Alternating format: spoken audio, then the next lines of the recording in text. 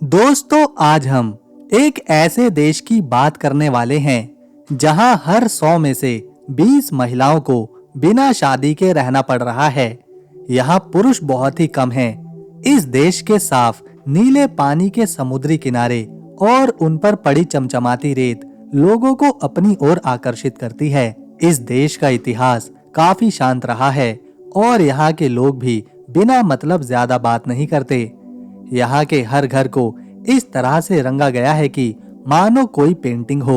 यहाँ की प्राकृतिक सुंदरता दिल को छू जाती है और इस देश में महिलाओं को देह व्यापार करने की आजादी ठीक उसी तरह से दी गई है जिस तरह से ये एक नॉर्मल जॉब हो।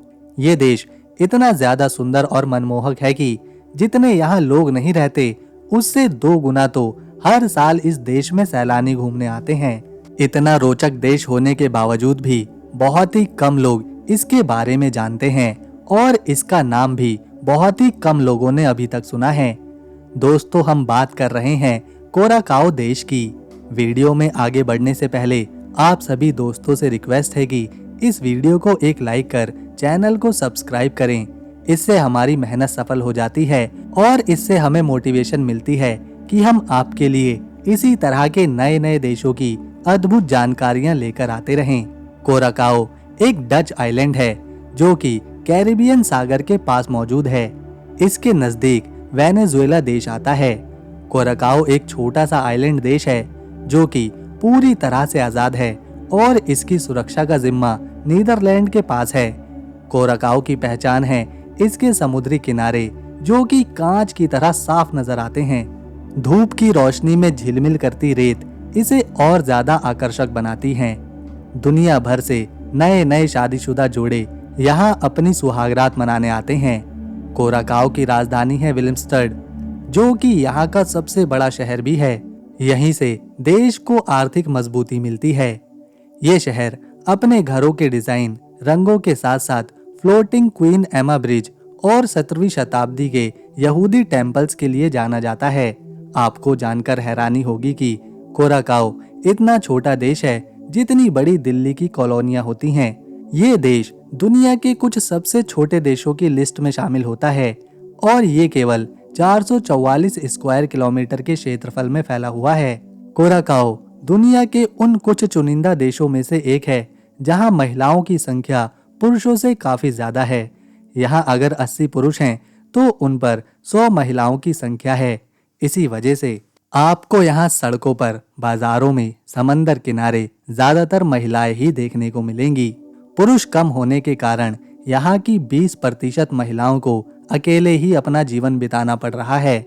ऐसा इसलिए है क्योंकि कोराकाओ एक छोटा सा देश है, तो जब यहाँ के पुरुष पढ़ लिख लेते हैं या फिर उन्हें बड़े देशों में जाना होता है तो वो अपना भविष्य बनाने के लिए दूसरे देशों में काम करने या फिर पढ़ाई के लिए चले जाते हैं।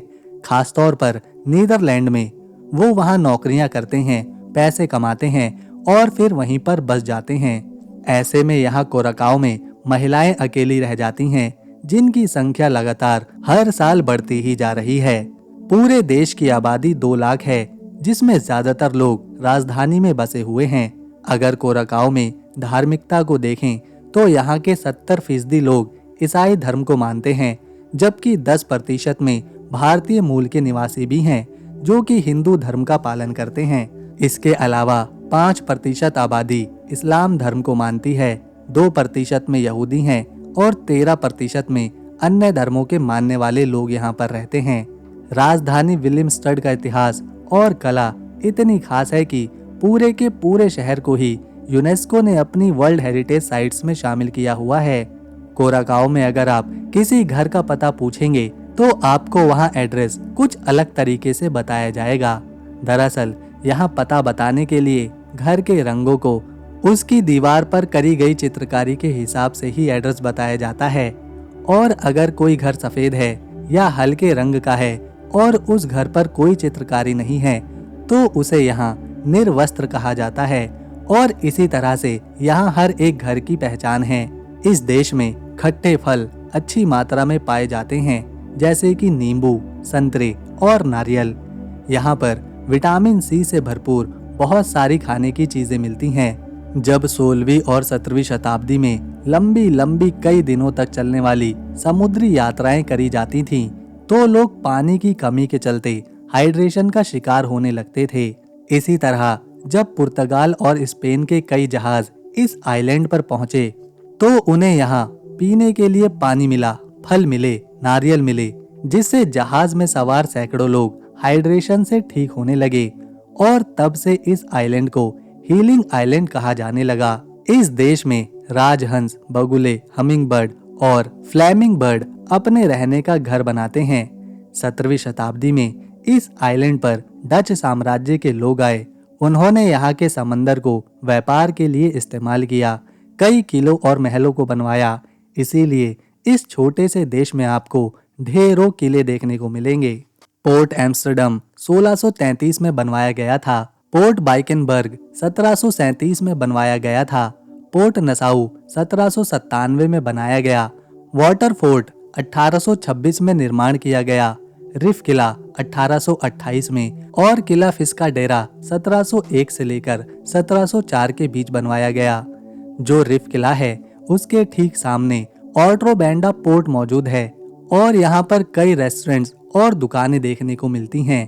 क्योंकि यहाँ हमेशा सैलानियों की भीड़ रहती है, तो इसे देखते हुए साल 2009 में यहाँ पर एक कसिनो भी खोला गया था।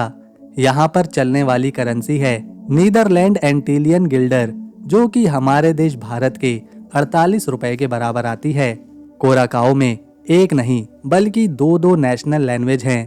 पहली है पापिया मिंटो, जिसे लोग रोजमर्रा के जीवन में इस्तेमाल करते हैं। इसके अलावा डच भी यहाँ की दूसरी नेशनल लैंग्वेज है, क्योंकि कोराकाओ नीदरलैंड किंगडम का हिस्सा है।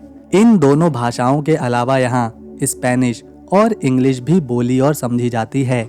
यहाँ सबसे ज्यादा कमाई टूरिज्म इंडस्ट्री से होती है और इस बात का अंदाजा आप सिर्फ इससे लगा सकते हैं कि यहाँ की आबादी तो केवल 2 लाख है, लेकिन टूरिस्ट 5 लाख हर साल यहाँ पर अपनी छुट्टियां बिताने आते हैं, जिसमें सबसे ज्यादा सैलानी नीदरलैंड से, ईस्ट अमेरिका से, साउथ अमेरिका से और दूसरे कैरिबियन आइलैंड से आते हैं। और यहाँ की अर्थव्यवस्था का 30% हिस्सा टूरिज्म से ही आता है। इस देश में बड़े बड़े क्रूज शिप की यात्राएं करवाई जाती हैं, जो कि काफी महंगी होती हैं। इसके अलावा कोराकाओ की मरीन लाइफ भी बहुत ही खास है। इसके पश्चिमी समुद्री किनारों पर तो आप दुनिया की सबसे बुद्धिमान मछली यानी कि डॉल्फिन भी देख सकते हैं, क्योंकि यहाँ विदेशों से काफी सारे पुरुष अपनी छुट्टियां बिताने आते हैं। तो ऐसे में यहाँ देह व्यापार भी किया जाता है, जिसे कानूनी रूप से मान्यता प्राप्त है। एयरपोर्ट के बाहर ही इस काम को करने वाली यहाँ ढेरों महिलाएं अपने मेहमानों को आकर्षित करने की कोशिश करती हैं। कोराकाओ ने अपनी आज़ादी 10 अक्टूबर साल 2010 में हासिल करी थी और इस दिन ये देश नीदरलैंड किंगडम का एक ऑटोनॉमस हिस्सा बन गया था। इससे पहले ये देश नीदरलैंड एंटिलीज का हिस्सा था, लेकिन 2010 के बाद से ये अपनी सरकार और फैसले खुद लेने लगा। कैरिबियन सागर में जितने भी आइलैंड हैं, वहाँ तूफानों का खतरा हमेशा बना रहता है, लेकिन कोराकाओ में तूफान ना के बराबर आते हैं, क्योंकि ये देश कैरिबियन सागर के दक्षिणी हिस्से में आता है और इस हिस्से में तूफान आने की संभावना बहुत कम रहती है। अगर आपको फ्लैमिंगो बर्ड पसंद है, तो यहाँ पर आप इन सुंदर पक्षियों को एक साथ ढेरों की संख्या में देख सकते हैं। तो दोस्तों, ये था एक बहुत ही छोटा और अद्भुत मरीन लाइफ से भरपूर कोराकाओ देश। अगर आपको हमारी मेहनत, वीडियो और इन्फॉर्मेशन पसंद आई तो इसे एक लाइक दें, शेयर करें और चैनल को सब्सक्राइब कर बेल आइकन ज़रूर दबाएं, ताकि आने वाली नई वीडियो की अपडेट आपको मिले सबसे पहले।